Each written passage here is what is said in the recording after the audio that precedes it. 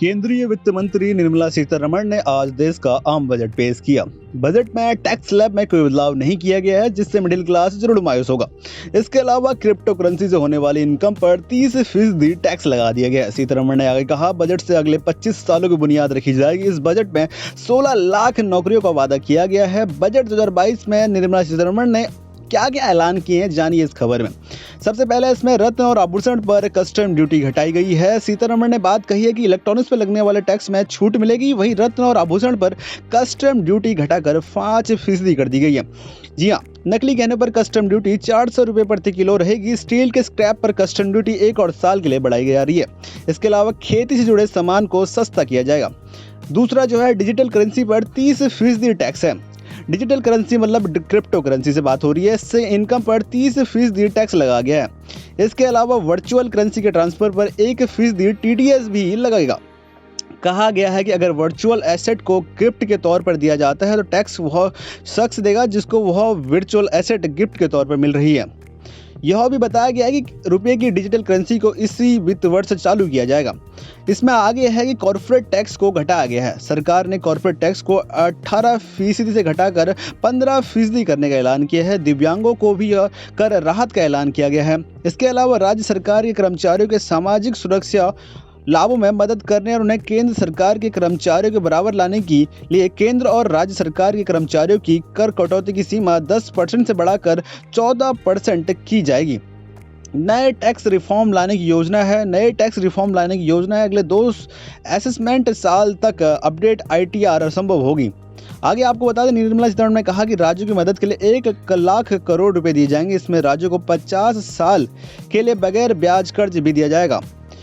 Digital currency को इस वित्त वर्ष चालू किया जाएगा। सार्वजनिक निवेश को बढ़ने के लिए और उसको कहीं ना कहीं आगे बढ़ाने के लिए फिलहाल ग्रीन बॉन्ड के जरिए पैसे जुटाए जाएंगे। सार्वजनिक निवेश के साथ निजी निवेश को भी प्रेरित किया जाएगा। आपको आगे बता दें, रक्षा क्षेत्र में आत्मनिर्भर भारत को मिलेगा बढ़ावा। रक्षा क्षेत्र में आत्मनिर्भर भारत को बढ़ावा दिया जाएगा। कुल खरीद बजट में से 68% को घरेलू बाजार से खरीद कर खर्च किया जाएगा। इससे रक्षा उपकरणों के आयात पर निर्भरता कम होगी। पिछले वित्त वर्ष से यह 58% ज्यादा है। आगे आपको बता दें, सीतारमण ने कहा कि AI तकनीक, ड्रोन तकनीक और सेमीकंडक्टर्स में अपार संभावनाएं, इन्हें बढ़ावा दिया जाएगा। 5G की लॉन्चिंग पर यहाँ पे बात हुई है। 5G की लॉन्चिंग के लिए स्कीम लाई जाएगी। सभी गांवों लोगों तक इंटरनेट पहुंच होनी चाहिए। कहा गया कि इस वित्त वर्ष से 5G सर्विस शुरू हो जाएगी। आगे बात करी जा रही है बैटरी की अदला बदली नीति पर। कहा गया कि बड़े पैमाने पर ई वाहन के चार्जिंग स्टेशन नहीं मिल पाते क्योंकि जगह की कमी होती है, इसलिए बैटरी अदला बदली नीति लाई जाएगी। ई पासपोर्ट से लेकर अपडेट सामने है और 2022-23 से ही जारी किए जाएंगे ई पासपोर्ट। इससे नागरिकों के लिए सुविधाएं बढ़ेंगी। खेती को भी मदद मिलेगी ड्रोन से। आपको बताते हैं इसमें क्या है। कुछ तकनीक का इस्तेमाल खेती में भी होगा। किसान ड्रोन का इस्तेमाल होगा। इससे फसल मूल्यांकन, भूमि अभिलेख, कीटनाशकों का छिड़काव किया जाएगा। नॉर्थ ईस्ट के लिए विकास योजना लॉन्च हो रही है। बजट 2022 में ऐलान किया गया कि नॉर्थ ईस्ट के विकास के लिए योजना लॉन्च होगी। इससे वहां के लोगों पर जीवन सुधरेगा। 80 लाख नए मकान मिलेंगे। जी हाँ, 2022-23 में PM आवास योजना के तहत 80 लाख मकान दिए जाएंगे। इनके लिए 48,000 करोड़ का फंड रखा गया। आगे आपको बता दें इस बजट में और क्या क्या है। डिजिटल विश्वविद्यालय की स्थापना की जा रही है।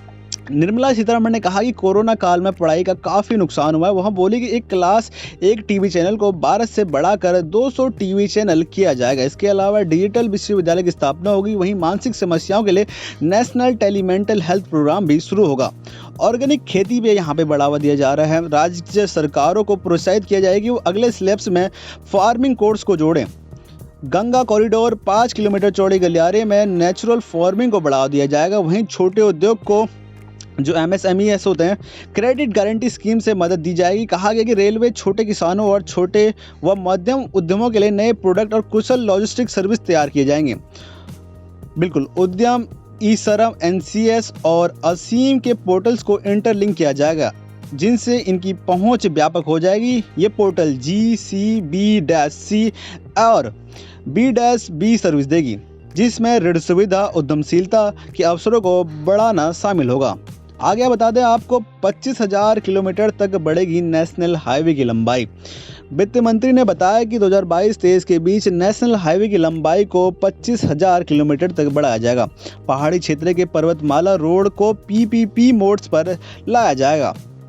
अगले 3 सालों में 400 वंदे भारत ट्रेन आएंगी। वित्त मंत्री सीतारमण ने बोले कि अगले 3 सालों में 400 नई वंदे भारत ट्रेन तैयार की जाएंगी। इसके साथ अगले 3 सालों में 100 पीएम गति शक्ति कार्गो टर्मिनल तैयार किए जाएंगे। साथ ही 8 नए रोपवे का निर्माण होगा।